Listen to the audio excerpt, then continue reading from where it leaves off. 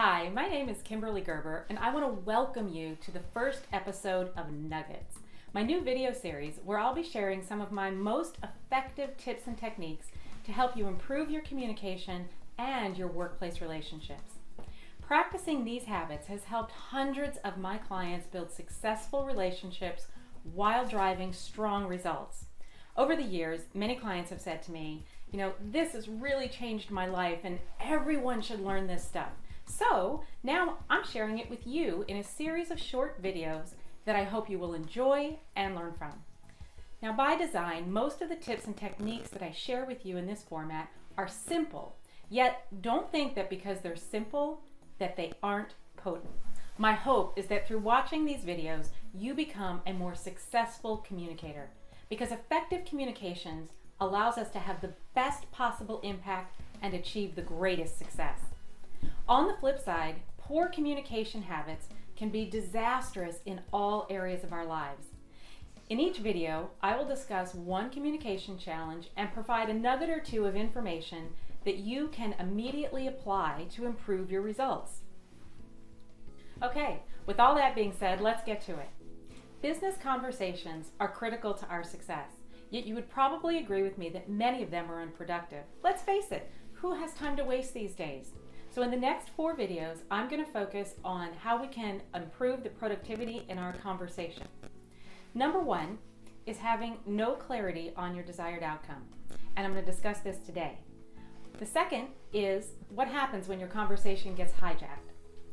The third is all about getting caught up in technological distractions, these things.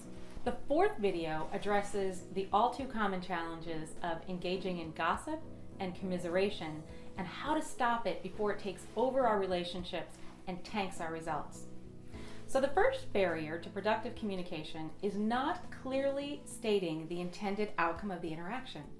This is among the most common, the most irritating, and the most easily fixed. It happens all the time.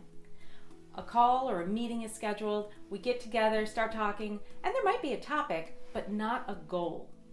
It's a problem. Not because good ground isn't covered, but because we might be covering good ground in the wrong meadow or covering good ground with no actual outcome. Conversations are always more productive when all of the parties understand the goal of the conversation.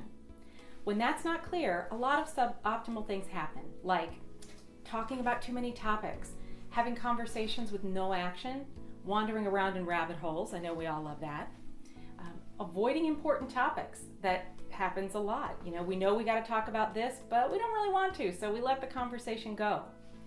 Engaging in way too much chit-chat and not checking in with others. If you've been in a meeting where you've wondered to yourself, what are we talking about and when is this going to be over? Then you know what I'm talking about.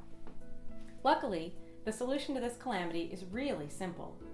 Take a few moments to know what you want out of a conversation before it starts, and then clarify your intentions at the beginning. You want to check in with everyone to see if they have the same or if they have different goals. It really is that simple. So, what does it look like? If you're initiating a meeting with an email, which we often do these days, you would just state up front why you're requesting the time and what you hope to accomplish. Even if it's just a check-in, this really helps the receiver understand why you're reaching out to them and what you expect. You want to start your live conversations by clarifying 2 simple things. 1, how much time you have and what you want to walk away with.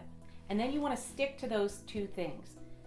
What this sounds like at the beginning of an informal meeting is, hey, I'm glad we have a few minutes to talk about the project. I want to walk away with 2 things, X and Y. Does that work for you? And is there anything else we need to cover?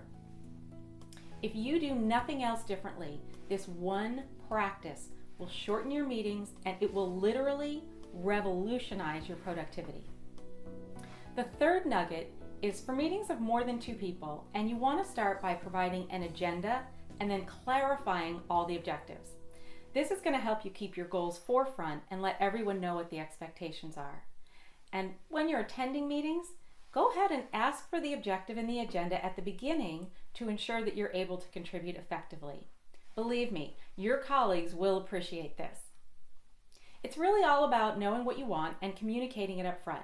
And it's so much easier to do this in the beginning of a meeting or of a conversation than at the end of what can be an exhausting and often directionless exchange of thoughts. All right, so that's nugget number 1. Clarify and share your goals for each business conversation. If at first this seems a little formal to you, keep at it, and as you practice the technique, it's going to become more comfortable and more consistent with your natural style.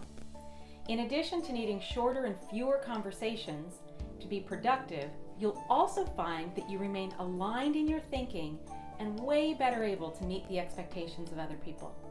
This magnifies your productivity, and it builds trust, and it lowers workplace stress.